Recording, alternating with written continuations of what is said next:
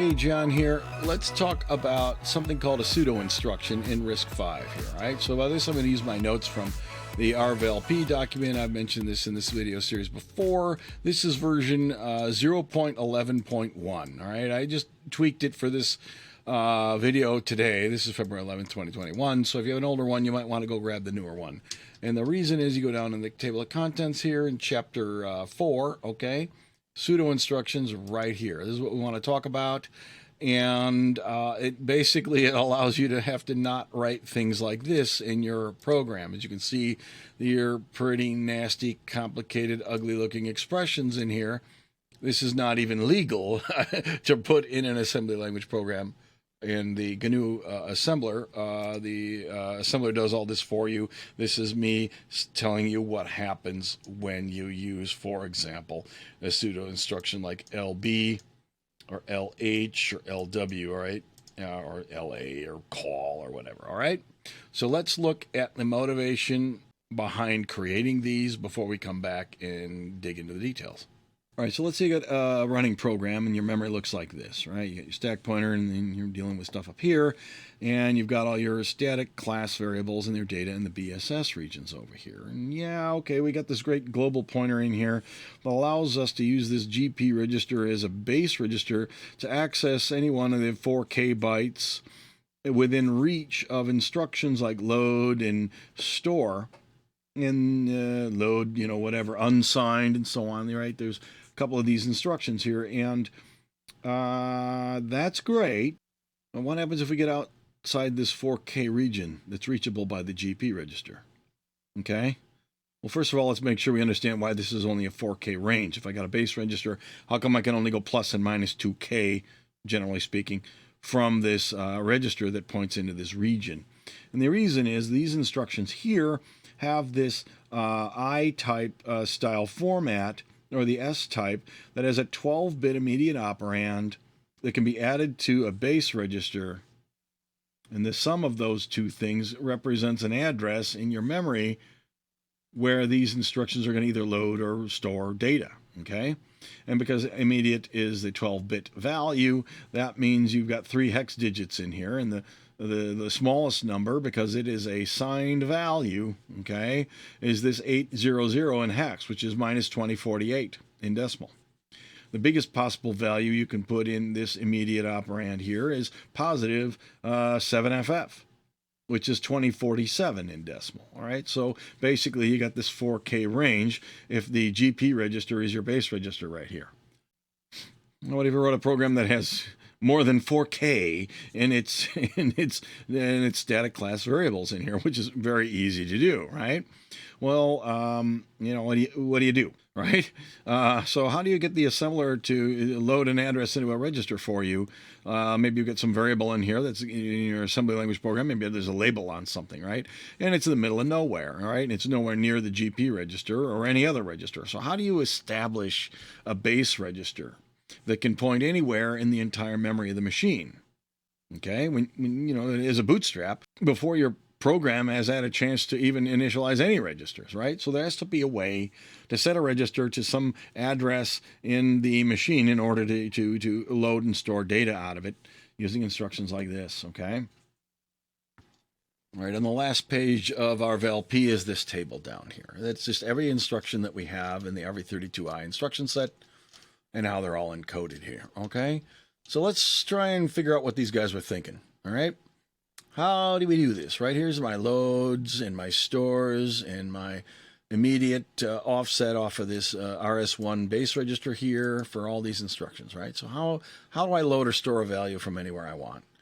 Well, let's look what's going on over here. IMM is, as we said, a 12-bit value, which allows a plus 2K to minus 2K range of addresses given a base register. How do I establish that base register if I don't have one yet? Okay. Turns out your program itself has to set that GP register. So even if the thing you want to access is in the 4K range, right, plus or minus 2K of GP, how do you get the GP register to point into your data in your BSS region? All right. So we got kind of a chicken and egg thing here, big time. What could they have done, right? Well, they could have just written an instruction and added it to this instruction set that just means like maybe it stands for lim or something like that, or labs, what might be load immediate or load absolute value. Okay, there could be an instruction that they added to this machine that just simply says, here's an instruction that says take whatever follows this instruction and stick it in a register. Okay, now the 68K has instructions that literally do that. The move immediate instruction takes an immediate operand, and the 68K has variable length operands, so you can put anything of any size into a register. So they could have written a move immediate or a load absolute, all right, type instruction on RISC-V that would do that, all right? And just like the 68K, they would have had to then have instructions that are all variable length, and these are all perfectly all 32 bits, okay? Now, yes, there is this option to have shorter instructions in RISC-V, and they come in pairs, and each pair is themselves 32 bits. So they do have a notion of variable length instructions, but nothing's bigger than 32 bits, okay? At least not yet. Maybe someday they'll add an extension or something. But to keep things simple, right? They'd like to avoid having to do that. I mean, if you think about it, if you have an instruction that works radically different than all these other instructions, it's going to complicate the hardware. The CPU is going to have to figure out, well, do I need to fetch the extra stuff and then load it into a register if this one special instruction, or am I running a regular instruction that works a different way, right? So there's more gates. That means there's more silicon, which means there's more power, which means your battery life is going to shorten, and you're going to need more than energy to recharge your phone or whatever the CPU might be part of. And the next thing you know, you're upset about greenhouse gases and everything else. So, bad, fire and brimstone if we had a variable length instruction in here. We'd like to avoid that, okay? So what do we do instead? Well, if you think about it, this immediate value over here, like an add immediate or LB or any of these things, all of these are 12 bits. And when combined, the sum of these two is the 32-bit address that we're going to use. Now, there's also 64-bit machines and 128-bit, variations of the RISC-V system. That would be RV128i, right? So this problem extends beyond just the 32 bits simple machine that we have now, all right? But in terms of just the 32 bits, what do we need to do? Well, we can think of it in terms of what if there was a way to put 20 bits into this RS1 register such that when we add these other 12 bits, we then have a 32-bit value in total. I mean, wouldn't that really be the same thing as having a super giant instruction that's, 8 bytes long, 4 for the instruction, and then another 4 for the 32-bit value that you need to stick in a register, so that later on I could put that register here and set this to 0, and then I would be able to get access directly to any absolute address in any of these instructions right here. Okay, that's great. But again, we don't want, to kill our batteries and increase costs and complicate things. Look at what the LUI does. The LUI takes this 20-bit immediate number and puts it into the most significant bits of this RD register right here. So if we took the LUI and we put 20 bits into RD instead of a special instruction to put 32 bits in there, we can put these 20, and then we can add a value, and then we can use the addition to effectively set the other 12 bits. And then when combined, these two instructions will have the same effect of the giant instruction followed by load byte. Okay? And in fact, it would use less memory, because if you had a giant instruction that was 8 bytes followed by a 4-byte instruction, rather than doing it this way, 4 bytes followed by 4 bytes, and we're already ahead of the game. We're saving memory and power and everything else, all right? So let's make sure we know what's going on here. Let's review what the LUI does real close here. Up here we see this is a U-type instruction, which stands for upper, Okay, it has to do with the upper 20 bits. In the LUI instruction here, and there's an example down here, we'll look closely at it in a second, but here's what's going on. The LUI has this 20-bit immediate operand that's right inside of the 4-byte instruction, right? As an opcode, here's the destination register number. In this case, that number is set to what, 5, right? 4 plus 1 in binary is 5. And then you've got a whole bunch of these bits over here that I've lettered, A, B, C, D, F, G, blah, blah, blah, blah, up through T. What happens? We extract all these bits out of the instruction itself. We set them aside in maybe a temporary register or something like that. And we 0 extend it over to the right so that these 20 bits from the instruction end up in these 20 bits of a temporary value,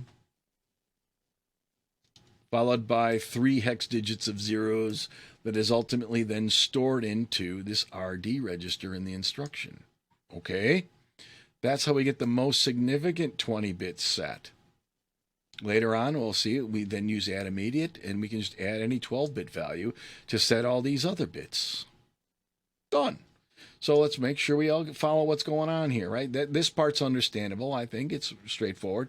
But let's see how you write your code, right? Let's make sure when you look at LUI and you see X23 right here, this is the destination register. I want to set register 23 to some value. Look what's right here. I'm not going to set X23 to 1, 2, 3, 4, 5 in hex. I'm going to set it to 1, 2, 3, 4, 5 followed by 3 hex zeros. All right, so this should overwhelmingly obvious in this example right here that in no way can LUI set any register to any variable, any value, I should say, that does not end with 3 zeros. So this is a clue that this 1, 2, 3, 4, 5 is the immediate operand that goes into these bits right here. In other words, you don't put the zeros in here, okay? So if I wrote LUI 23 with 1, 2, 3, 4, 5, the result will be to set the register X23 to the value 1, 2, 3, 4, 5, 0, 0, 0 in hex, right? Your source code looks like this. The resulting value looks like that. Okay, let's go back to the last page. So this lets me set the upper 20 bits of RD to any value I want. And those 20 bits, and only those 20 bits, are what show up in this immediate operand, and they're stored in the instruction right there. Okay, and after that happens, I can use it like this. IMM plus that register. Okay, and it seems pretty straightforward, right? Alas, nothing is simple. Remember, this immediate value is signed, right? So it's going to be sign extended before it's used and then added to RS1. In other words, I can't just stick the 12 bits I want to fill in that lower 3 digits, the hole that was left behind by the LUI here. I can't just do that. There's a little bit extra going on in there, okay? However, in the simple case, think of it in terms of this sets the upper 20 bits, and this one down here sets the lower 12 bits to represent the full address, and then it can be used, all right? And now let's look at the pseudo instruction and all the nastiness going on in it to figure out how it deals with the fact that this immediate value is actually signed and what has to happen in order to make everybody happy. When you pair these two instructions together, you have to take care of that sign extension problem, all right? So let's go back up to the top of the document, look down here at chapter 4, pseudo instructions. So what actually happens? Let's not jump into the load and the store instructions right away. These are not the simplest ones in this set, okay? Let's just look and see, what does it take to get a 32-bit number into a register? Let's not worry about loading, memory, and all that other junk, okay? No. Let's start with a simple one. I just want to put some constant numeric value, like in hex 1, 2, 3, 4, 5, 6, 7, 8. I want to stick it in this destination register over here, all right? Still works exactly like I said. You can take a LUI, and you can take the left 5 digits of that hex constant, right? The 1, 2, 3, 4, 5, and you can put it in here, right here, 0x 1, 2, 3, 4, 5.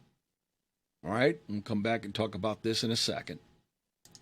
And then you can use add immediate to add, you know, the other 3 hex digits you see hiding right in here. Okay? And it would make sense if you had a constant. You could sort of like and it and shift it over in order to make this operand here come out right. Remember, you don't put the trailing zeros on the LUI. You have to get rid of them. So this has to be shifted right 12 bits in order for that to get rid of the lower bits in the source code, okay? And then your add immediate, you can't just add this giant constant on there. You have to throw away all the most significant 20 bits and keep only the least significant 12 bits. So you can just use and just get the least significant bits out this way. So, all right, so we're kind of honing in on this thing a little bit. Let's look at a real example down here. So if you scroll to the bottom, I got to zoom in and tight focus on the LI pseudo instruction right down here, okay? What does he need to do? Here's the key. You have to include the conditional addition of an extra 1 to the operand in the LUI to overcome the cases when the immediate operand of the AND immediate instruction is sign extended and is negative. Okay? Let's look at some examples. Here's a naive example. It's in red to let you know that this is broken. Okay? So let's start with a simple case here. What if I want to put the value 12345 into register X5? What am I going to do? Okay, well, I can use that wonderful pseudo instruction and not even think about it. X5, comma, the whole thing. All right? Unfortunately, you're a student and you're going to need to know what that means. You're going to need to be able to tell me this on a quiz someday. So let's look and see what's happening inside there. If I say LI X5 followed by a big 32-bit number, all right, you go up here and you look at this thingy right here. And you kind of look at this template. If I say LI followed by something, it means it's going to be LUI, same register here. In this case, we're talking about X5, right? And then that giant constant number, you're going to have to apply this formula to it to come up with the operand for the LUI that's supposed to be used. And then you apply this function down here to come up with the operand that's needed for the add immediate, all right? So let's go back down, right? Remember, we're going to do the naive solution first here, all right? What do we want to do? Well, you could just say, hey, LUI X5 with the 1, 2, 3, 4, 5, and then add immediate, the 800 down here. Done. Not really. So if I say LUI 1, 2, 3, 4, 5, it's going to say X5 equals that number right there. We just looked up above at how LUI works, and obviously that's what it does. It puts 3 zeros on the right of this thing and sticks it into X5. Done.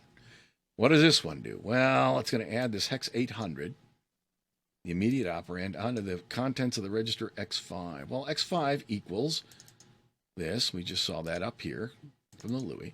Then we're going to sign extend the 800, and this is where everything goes awry. Okay, and in order to do that, we're going to end up with the 1, 2, 3, 4, 5 000.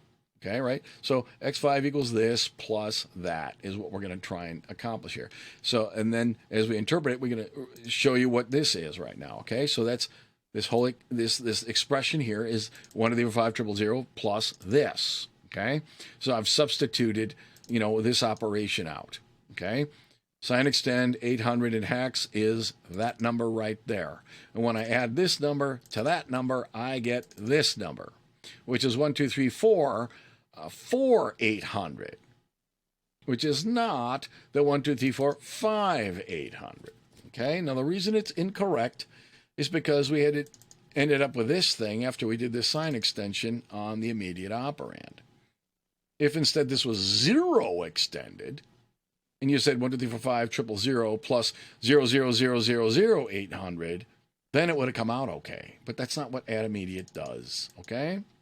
So let's look instead at what's happening up here, right here, okay? And you'll notice the same thing is plus this little thing, question mark 1, 0, and you see it down here. You see these are similar. In every case, you're doing the same kind of thing. What's going on with this little extra 1, 0 garbage over here, right? Now this is what's going to fix it. Now think about this, right? This value here is right, except for that digit right there is off by 1. All right, big bird's eye view here. What are all these statements here doing? They're adding 1 to something. All right. So when this expression results in representing the value 1, what it's doing is we're going to see in a second, it's fixing this digit right here. It's adding 1 to that when it's supposed to do so. All right. All right. So let's look and see what happens when you do it the right way. Instead of saying LUI X5, 1, 2, 3, 4, 5, what if instead we said LUI X5, 1, 2, 3, 4, 6? Right, which is 1 more than 1, 2, 3, 4, 5. Okay, so x5 equals then 1, 2, 3, 4, 5, 1, 2, 3. I can't even say it. X 1, 2, 3, 4, 6, followed by triple zeros. Okay, and note that that is 1, 2, 3, 4, 5 plus 1, followed by those triple zeros. Okay. Now what happens? Well, I got a 1, 2, 3, 4, 6, triple zero plus sign extended 800. And that is 1, 2, 3, 4, 6, triple zero plus this 800 with the giant FFFFFF, all the sign bit replicating to the left. I add those together and I get what I want. Ta-da! No problem. Okay? Now, you don't always just blindly add 1 up here. Oh, wouldn't that be nice? Why can't anything be easy, right? Well, you only want to do it when the most significant bit of the operand in the add immediate instruction is set to 1. That's the only time it gets sign extended with all these F's over here, and all those F's are what cause the value of this last digit in the example up here to become out wrong. All right? So that's why, if you look closely at this thing, what's it doing here? It asks, is there a 1 bit right here in the constant in the pseudo instruction? Right? Well, that 1 bit right there, the 800 in binary, that turns out to be all zeros followed by a single 1, followed by triple zero, and then 4 zeros and 4 more zeros. This expression here, this expression right here is true if and only if later on, when we do this instruction down here and AND it with this, that we end up with the immediate value represented by this expression here having what would be the most significant bit set to 1. That's what this is asking. Will the subsequent add immediate instructions screw everything up on me? Yes or no? If the answer is yes, he says make this expression here equal to 1. If the add immediate instruction does not have its most significant bit set after it does all this down here, then don't add an extra 1 to what's going on. All right? So that's what's going on with this thing over here. And again, you see it repeated over and over and over and over and over. This is what gets you out of this problem. And you don't want to write code that looks like this. You just want to say, put this number in this register, please. So, when they wrote the assembler, they said, look, let's take care of this annoyance so that people's code don't have to be horribly unreadable. I had to type this thing like 5 times, and I had to read it 10 times to make sure it's right, and there's probably still typos in here. If you're one of my students, feel free to let me know if there's a mistake in here and exactly what I did wrong and exactly what I need to do to correct it, and you'll get extra credit because you're helping every other student by improving this document, all right? Now, let's finish these examples down here. So here, this is naive and wrong, okay? This one is what would happen if you add that extra 1 because the most significant bit down here is set, okay? Let's look at this one down here as where we left off, right? Well, what if I have, I want to store this value into register X5 instead? Remember, this one up here, it said 1, 2, 3, 4, 5, 8, 0, 0. This one's 1, 2, 3, 4, 5, 7, 0, 0. Now notice the 7, 0, 0 in here, which ultimately becomes the operand, the immediate operand for add immediate, does not have its most significant bit set. That's not a negative number as far as the add immediate instruction is concerned. And when that happens, we do not want that extra 1 to be added up here, okay? So if I want to do this, and I use the LI pseudo operation, it's going to generate a LUI with 1, 2, 3, 4, 5, because it doesn't want to add 1. It wants to add the 0 instead, right?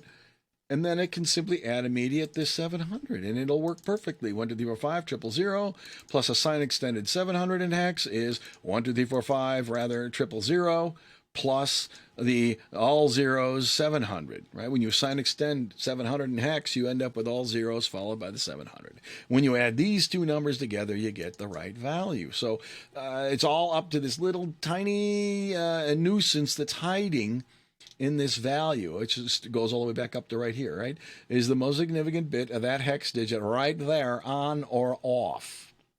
That's the entire point of almost every one of the pseudo instructions that have anything to do with LUI, and as we're going to see in a second, the AUIPC, all right, which is LUI and AUIPC is how they pronounce those two instructions, right? AUIPC looks like this thing, right? Where is it?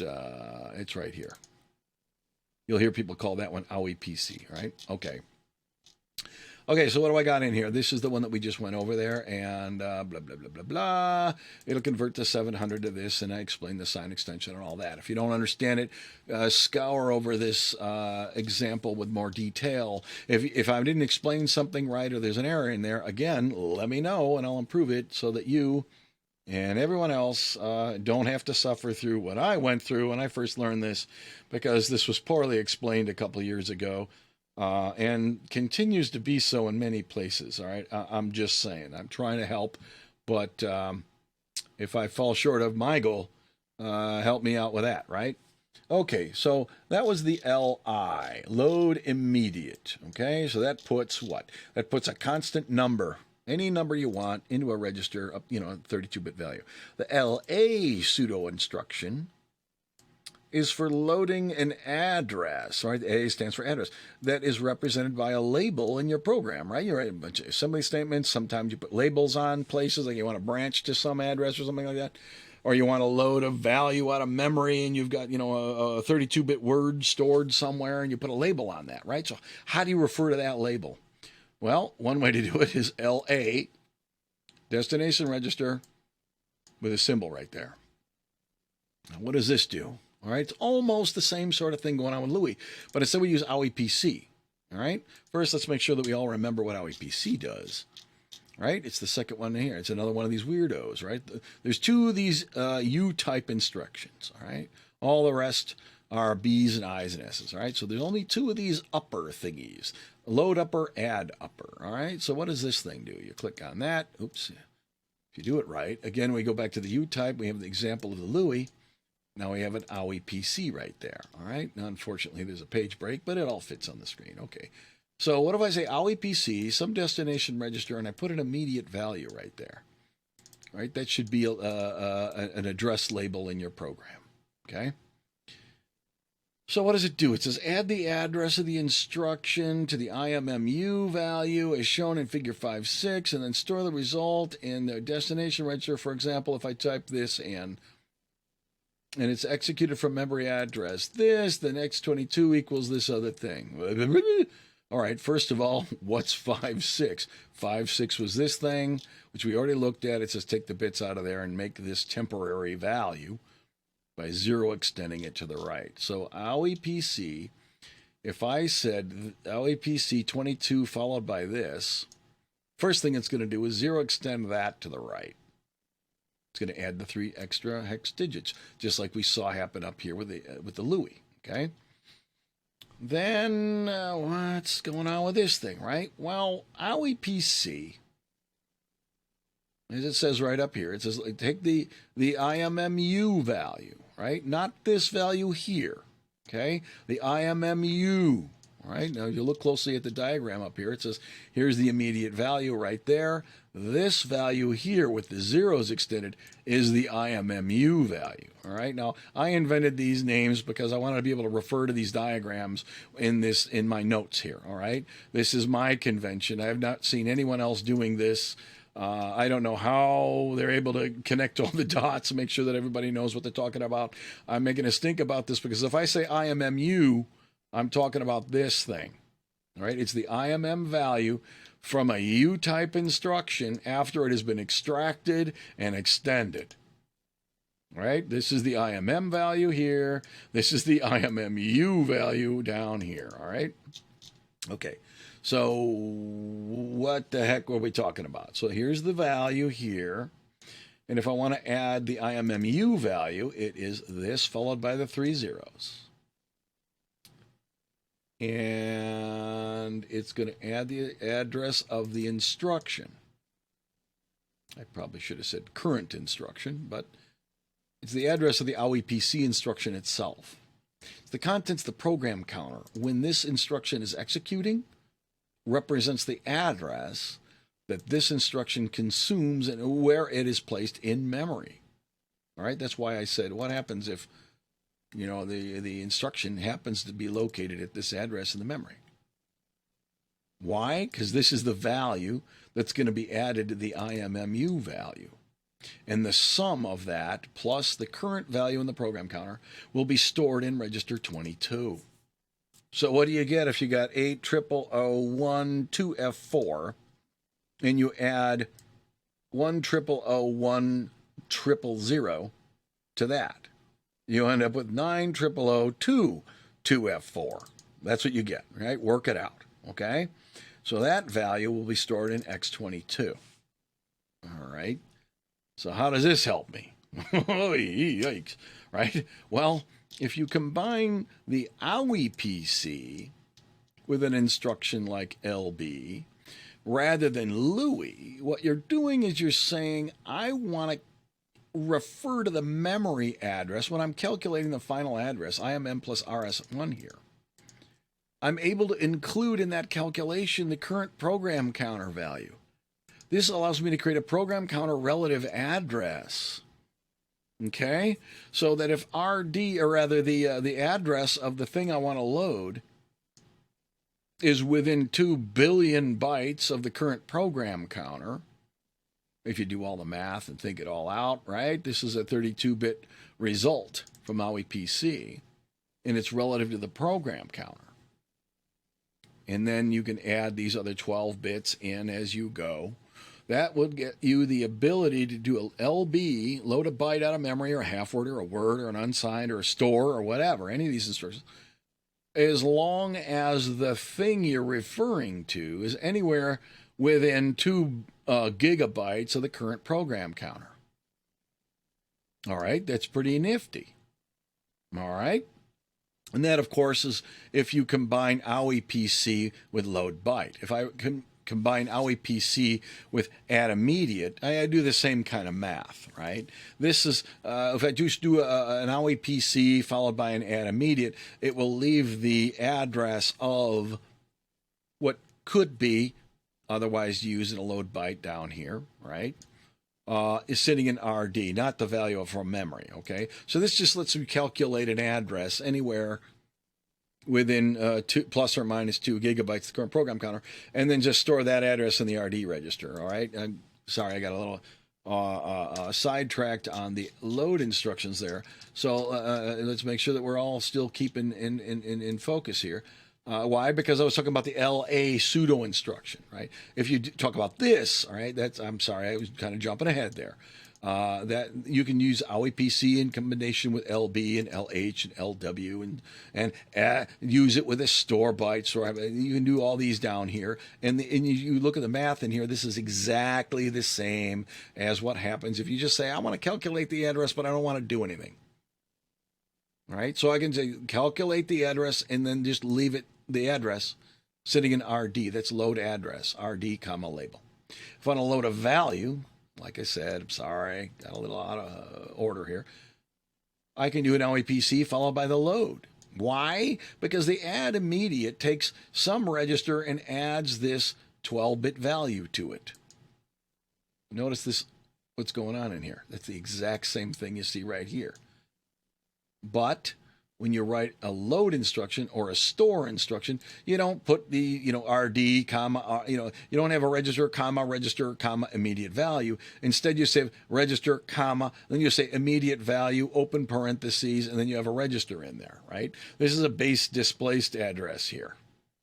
Okay, and the same thing holds for the store and the call and the tail. All right, these are all base displaced addresses. It's only when you do LA that you simply say, put this program counter plus whatever into the register, and the same kind of technique we used up here, and then simply added the rest of the bits that need to be added and leaving the results in the register. So basically, we just covered all of this conceptually, right? You got the details of this, and I got an example below that gives you the detail of the LA instruction, right?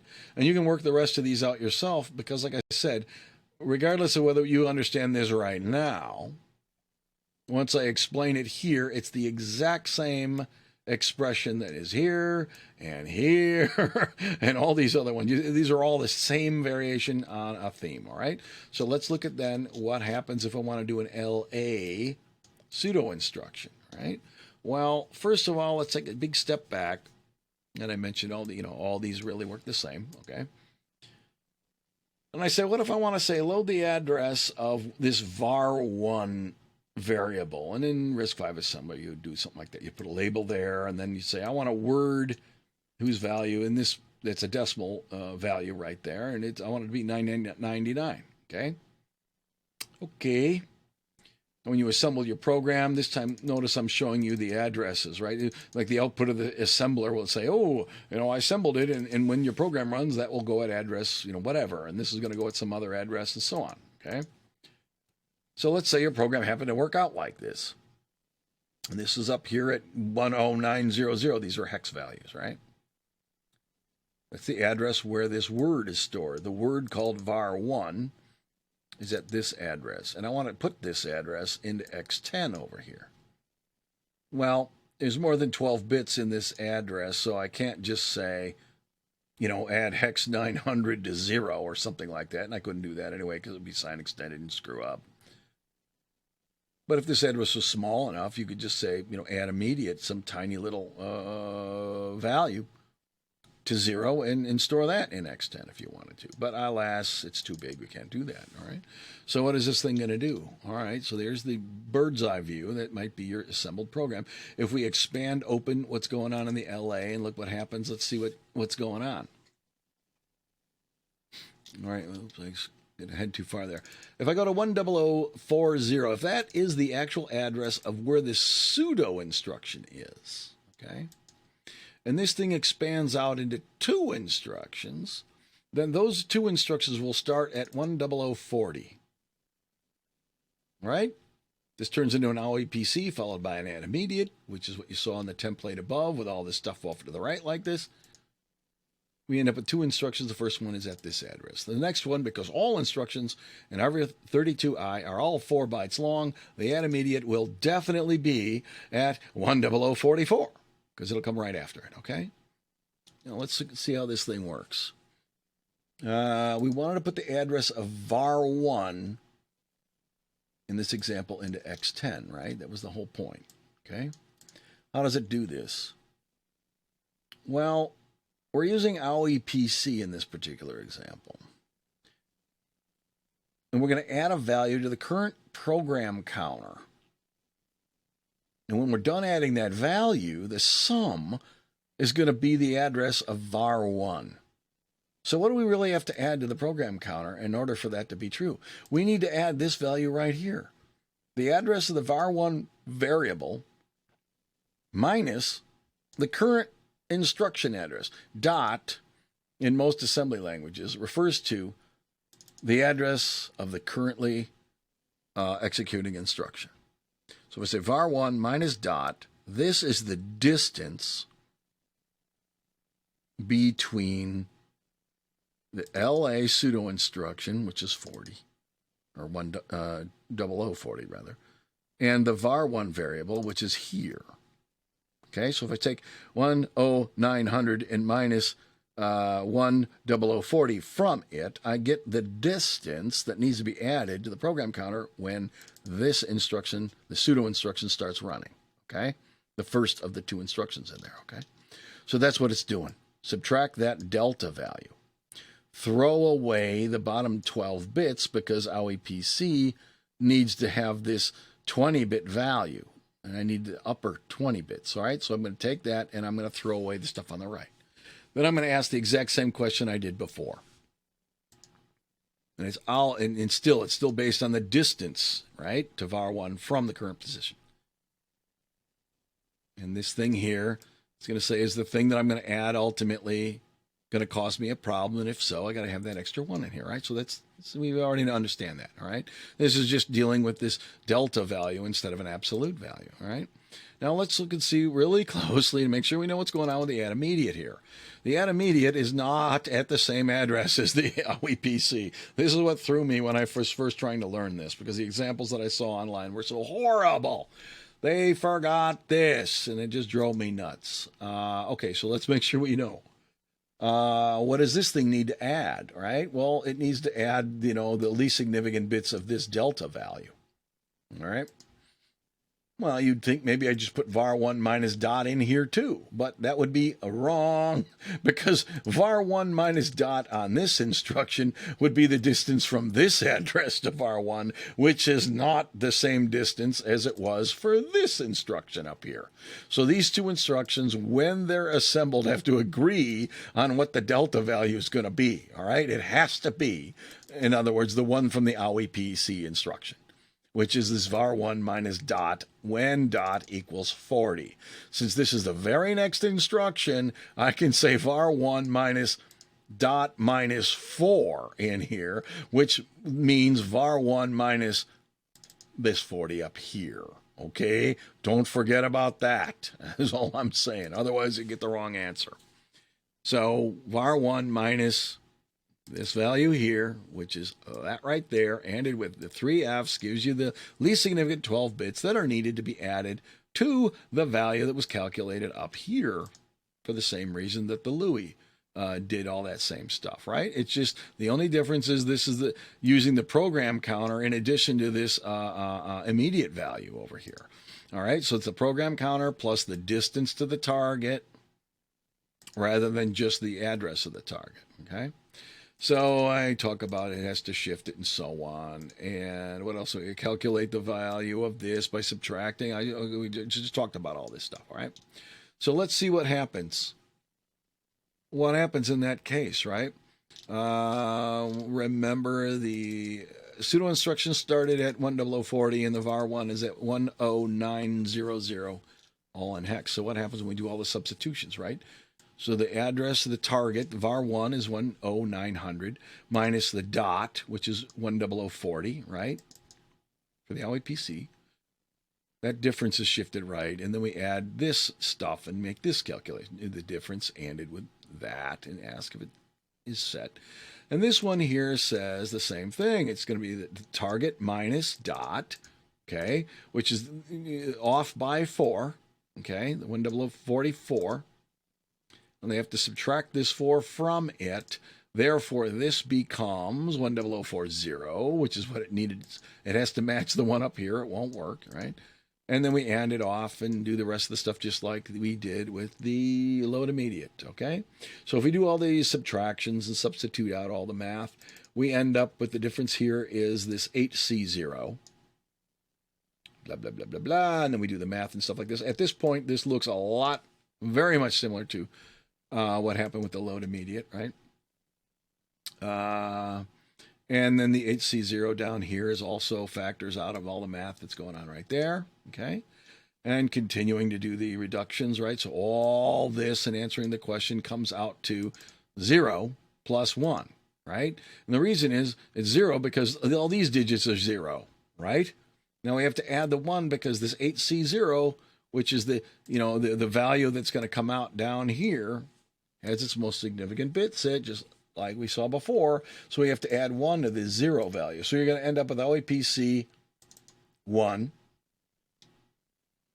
followed by add immediate, the HC0. All right? You do all the math. You can take 10040 plus 10000 plus FFFFFHC0, add all that together, and you're going to end up with the original target address, which was this thing up here, right? The 10900. Okay? So that's how this thing works. And like I said, all these other instructions effectively do the same thing because they're really all, one way or another, adding some 12-bit value to the contents of some register in order to calculate an address. Right?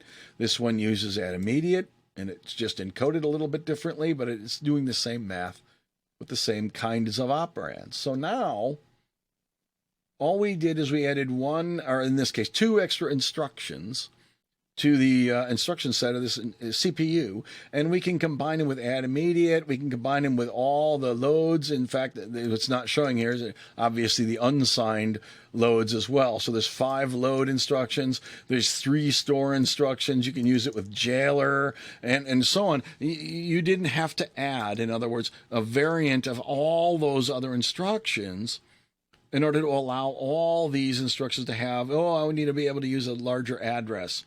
Because you'd have to litter your instruction set with all those extra instructions, or create some other way of providing extensions and variable lengths. And it'd just be annoying, right? It might be great for the user. I mean, you'd appreciate it as a programmer, much easier. But no, you'd hate it as a consumer. You'd pay more money for everything. It's just a waste of money and resources and energy and everything else. So by doing it this clever way, and then helping the programmer, let's just write a macro, or in this case, a pseudo instruction. It turns out you can't really write a macro for this because the assembler has to do some pretty crazy stuff to make all this work. That's beyond this lecture. What ultimately really happens inside the compiler, it accomplishes what I'm saying here, but the way it does it is surprisingly convoluted, depending on how much you understand about compilers and stuff like that. If you know nothing whatsoever, this is the tip of the iceberg, okay? I'm just saying. Anyway, so they can create these so-called pseudo instructions and make it look like you have all these other instructions in the machine. And even if they did create an instruction like load immediate that had, an extra 4 bytes to hold the immediate operand, it would hog up 8 bytes of memory. And like I said, it would convolute up the instruction set. And you could use the same amount of memory and do it this way, is the whole point here. It would take the same amount of time to read all the data out of the memory. It would use the same amount of space. And ultimately, because you haven't created this weird instruction set, things are very consistent as far as the hardware is concerned. Right? And when I say weird instruction set, I'm talking about how you create a finite state machine in all the gates to make it go. That is easier, all right? It's not easier for the user unless we add these pseudo instructions, okay? So this makes it look like a normal load immediate, load address, and you can just put any label you want in here that's an address label, and it will just figure it out for you, okay? And when it does so, it has this weird thing going on with the sign bits, okay? So all these have variations, and these are just some of the pseudo instructions, by the way. There's dozens of these total. These are the obvious ones that we might run into pretty quickly. If you want to call a subroutine, you can just say call and give it the label of some function somewhere, right? What does that do? The same thing. As long as it's within plus or minus 2 gigabytes of the code that calls a subroutine, you can use this technique and a program counter relative address combined, in this case, with jailer to get there. Tail is a variant of call. Tail is calling a subroutine that is not going to return to you. I probably should have left this out. That's a more advanced feature. You can Google what's a tail call in a subroutine, all right, and read all about that somewhere else. These are kind of just purely cosmetic, right? When we were talking about how do I return from a subroutine, we did it exactly like this. We said jailer, throw away the operand of jailer, and go to 0 off of the register X1, which is the return address register. So every time you write a subroutine that follows the calling conventions, you're going to have to return from the subroutine, or most likely, like this, jailer X0, 0 off of X1. So what they did is they wrote a pseudo instruction called return. This is easier to understand, right? And you can make a mistake when you type this thing in, and then it's hard to debug your program, and somebody looking at it might not notice, like X0 and 0X is kind of a weird problem. I think that might have been a mistake when they named their registers with X's like this, right? Because when you're looking at this code, you got X0. If I put a hex offset on here, I might see 0X0 over here, or 0X5, and sometimes these are hard to read, all right? I'm just saying. If you use the pseudo instruction return, then of course none of that is even in your face. And there's some other common ones. Go to this label, right? Well, let's jump and link throw away the link address and just go to the label, all right? So these are, like I said, cosmetic cleanup, help the readability of your code, reduce the possibility of you having typos when naming these various registers over here, all right? Quick closure, maybe. I talked briefly about how relocation works. I'm going to leave this a bit more as a task for the reader, or the viewer in this case. If you look at what's going on in here, it turns out this giant expression showed up, as you saw, in all those pseudo instructions, right? So it's kind of annoying. And sometimes you need to be able to do this in other contexts. So what happens is they give you these percent operators. I can say percent high constant. That means the same thing as this giant expression over here. Wasn't that nice? And then percent low is this thing. If you combine these together, and you could literally do this and it would work fine, you could then argue that the LI pseudo instruction for RD, comma, some constant is implemented like this, a little easier to read. Give me the high part of the constant and deal with all the sign extended foolishness. And then add on the low part down here. And of course, you know, these are meant to go together in pairs, all right? You don't just expect the high part to give you the high 5 hex digits, because remember, it's doing all this in there too, okay? These are meant to be used in pairs, all right? And same thing is true when you're doing the AUIPC. So they have these PC relative version of high and low. This is a little more complicated because of that extra -4, right? Remember when we did the add immediate, when it was paired off with the AUIPC, the big nasty thing over here had to deal with that -4 thingy going on in there, all right? So what do they do here? They say PCRel symbol, that's the target. So if you wanted to do implement LA, and you wanted to use this notation here, what would you have to do? Well, this is the symbol, the label, the target address, okay? And it becomes the giant thing that we discussed above, like that, right? How do you deal with the other one? Well, there's a couple of ways that the assembler could have done this. This is more portable, although it was incredibly non-intuitive based on the early documentation. So let's make sure that you have a chance at understanding this. The label in here is the label of the instruction that includes this thing.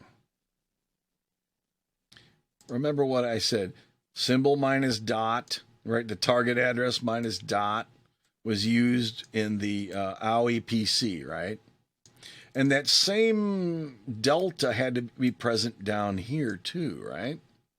So what happens is this label is supposed to be on, like I said, the instruction that includes this thing. So when it does symbol minus label down here, it's doing the same distance delta value that it did up here, okay?